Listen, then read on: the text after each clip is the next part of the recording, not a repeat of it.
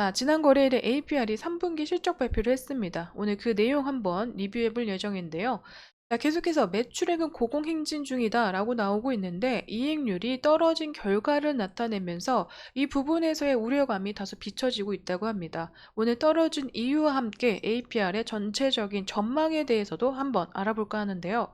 국내는 물론이고 전 세계적으로 넓게 펴지고 있는 이 뷰티 기기의 영향력과 이 사용하시는 연령층들이 점점 젊어짐에 따라서 이 분야나 종목에 대한 관점이 장기적인 관점 대응으로 좀 필요한 시점이다라는 의견도 나오고 있다고 합니다. 오늘 그 내용들 정리해서 간략히 알려드리는 시간도 가져보도록 하겠습니다. 자, APR, 미용기기 브랜드 메디큐브의 제품인 AGR 같은 경우에는요.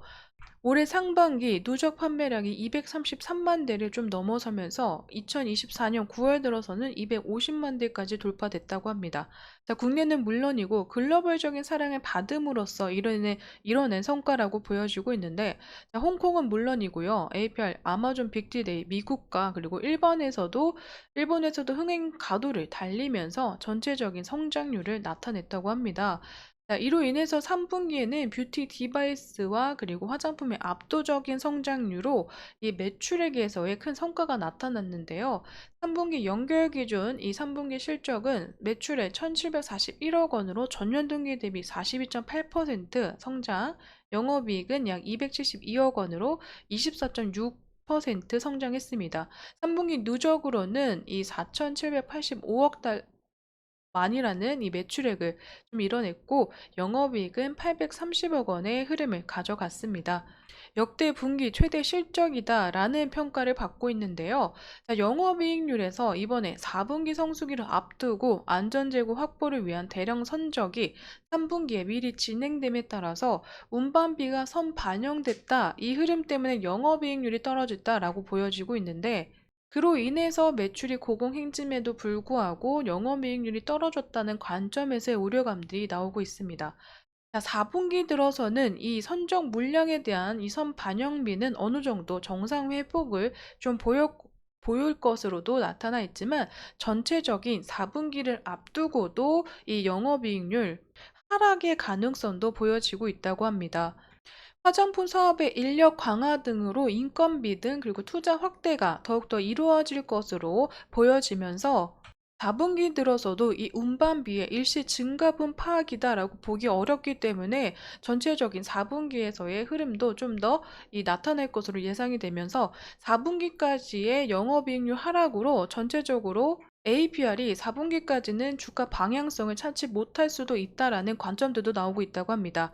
2025년부터는 마진 레벨 하향 추세를 벗어날 것으로 예상이 되면서 이 흐름이 하반기까지는 이루어지고 그 이후에는 주가 바닥을 다진 후에 상승할 가능성은 있다라고 보여지고 있지만 아무래도 4분기까지의 영업이익률의 하락이 다소 보여지는 이러한 움직임도 지금 현재적으로는 배제할 수 없다라고 나타나고 있습니다.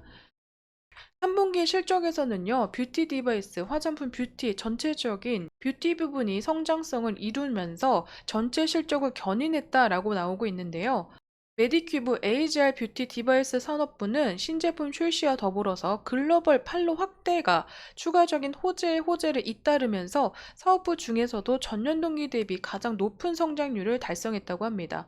자, 이러한 흐름이 국내뿐만 아니라 해외에서도 강하게 나타나면서 해외에서의 매출 성장률이 굉장히 크게 보여진 이러한 이 분기별 실적이다라고 생각이 되고 있는데요. 전체적으로 이 흐름은 꾸준히 올라가지 않을까라고 전망이 되고 있습니다. 글로벌 홈 뷰티 디바이스 보급률 전망이 국내는 물론이고 미국, 일본, 유럽에서도 꾸준하게 성장률을 나타내면서 글로벌적인 홈 디바이스 이 판매량 전망이 2030년도에 굉장히 크게 성과를 이룰 것으로 전망치가 보여지고 있기 때문입니다. 이 뷰티 디바이스 추정액도 4분기에는 APR 더 크게 성과를 나타내면서 4분기 성수기라는 이 흥행의 가도는 계속 이루어질 것으로 예상이 되고 있고 이 APR 같은 경우에는 지난 9월에 신제품 하이포커스 샷을 출시함에 따라서 전체적으로 기존 제품인 부스터 프로와 울트라튠 다양한 이 제품군들의 신규 판로도 꾸준히 계획함에 따라서 마케팅 비용이나 인건비는 더 추가될 가능성이 높다. 하지만 뷰티 디바이스 4분기의 성수기는 보여질 것으로도 예상이 되곤 있습니다. 자, 이 시기에 맞춰서 뷰티 디바이스를 손에 쥐는 이 시장이 점점 젊어지고 있다고 하는데요. 업계는 시장이 젊어지면서 성장 가능성도 더욱더 크게 내포되어 있다고 보고 있습니다. 자, 글로벌적인 세계 시장 규모는 2030년까지 연평균 성장률 35%를 기록하면서 시장 규모가 45조 원에 달할 것으로 예측되고 있다고 하는데요. 젊은 층들이 일찍부터 피부를 관리하고 노화 속도를 늦추는 이 슬로우 에이징에 대한 관심도가 높아지고 있기 때문입니다. 이에 따라서 미용기기 수요가 계속 늘어나고 있다고 하는데, 전반적으로 요즘 업체들은 고기능보다 피부 탄력과 보습 등에 도움을 주는 핵심 기능만 갖춘 경제적인 모델로서 이 소비자분들이 끌어들이고 있다고 합니다. APR뿐만 아니라 지금 이 업계의 넘버원 자리를 지키고 있는 APR을 겨냥해서 다양한 전자제품 기기 관련 사업 기업들이나 또 뷰티를 관련하고 있는 이러한 기업에서 전체적인 홈 뷰티 기기 디바이스에 관련해서의 사업 확장이 이루어지고 있다고 하는데요. 이러한 움직임으로 APR을 잡을 수 있을지, 하지만 APR은 점점 더 이 고기능화된 핵심 기능을 갖춘 제품군들로 더 앞서가지 않을까라는 흐름도 보여지고 있습니다. 그에 따라서 이 4분기에는 이 전분기 대비해서의 성장률, 실적에 대한 그리고 외형 성장이 더 이루어지는 하반기가 아닐까라고 생각이 되고 있는데요. 전체적인 사업별 매출 비중도 성장해 나가면서 국가별 매출에서도 중국을 제외한 다양한 국가에서 굉장히 크게 성장세를 나타낼 것으로 기대가 되고 있습니다. 특히 이 미국과 그리고 일본, 기타 부분에서의 성장률 굉장히 눈에 띄게 나타날 것으로 예상이 되고 있는데요. 어느 정도 세계적으로 커지고 있는 시장이기 때문에 이에 따라서 하반기 들어서는 조금 더 경쟁도 심해지지 않을까라고도 생각이 되고 있습니다. 자, 하지만 영업이익과 그리고 세전이익도 전년 동기 대비해서 성장의 흐름을 나타내면서 전체적인 APR이 대응과 그리고 그 구조적인 변화에 굉장히 잘 적응하고 있다라는 평가들도 받고 있는데요. 아무래도 계속해서 이 내재되어 있는 4분기 안에서도 영업이익률의 하락이 조금 더 우려감으로 비춰지는 시기로 주가가 2024년 하반기까지는 조금 더 주가의 바닥을 다지는 움직임 나타내지 않을까 생각이 되곤 있습니다. 하지만 2025년에 그 성장성은 더 추가적으로 나타날 것으로 예상이 되고 있기 때문에 이런 부분에서 현재 이 할인가를 주고 있는 APR의 주가 움직임에도 우리가 조금 더 집중해 볼 만한 타이밍이 아닐까라고 생각이 되고 있는데요. 지난 액면 분할 이후에 좀 약세의 흐름을 가져갔다가 금일 상승의 흐름세를 조금 더 보여주긴 했습니다. 하지만 전반적으로 21선을 맞고 다시금 상승을 반납한 흐름으로 55,000원에서의 주가 마감한 모습입니다.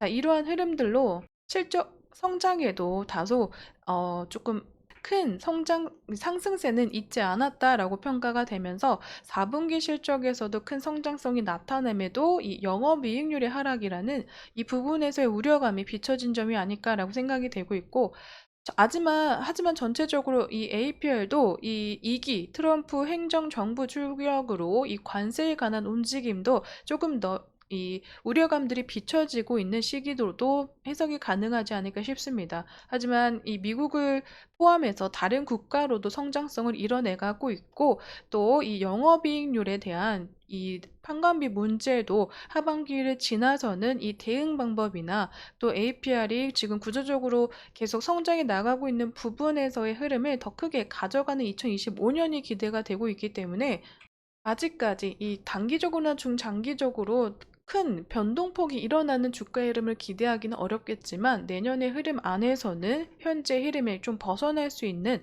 주가의 흐름을 기대해 봐도 되지 않을까 싶습니다. 오늘 이 APR 3분기 실적 리뷰와 더불어서 전체적으로 홈 뷰티 디바이스의 전망과 그리고 현재 4분기까지 나오고 있는 우려감에 대한 이 내용들 한번 나눠봤습니다. 전체적으로 크게 성장해 나가고 있고 내년의 흐름이 좀 더 커질 것으로 예상이 되지만, 이번 하반기까지의 흐름은 우리가 계속 지켜봐야 되면서 팩트 체크에 되는 부분에서 좀 더 지켜볼 필요가 있다라는 점 확인해 주시면 감사할 것 같습니다. 그럼 오늘 APR에 대한 이야기 여기서 마무리 짓도록 하겠습니다. 여러분, 제 영상에는 개인적인 견해와 의견들이 들어가 있기 때문에요. 투자하실 때 반드시 참고용으로 사용해 주시기를 부탁드리도록 하겠습니다. 오늘도 제 영상 시청해 주셔서 감사드립니다.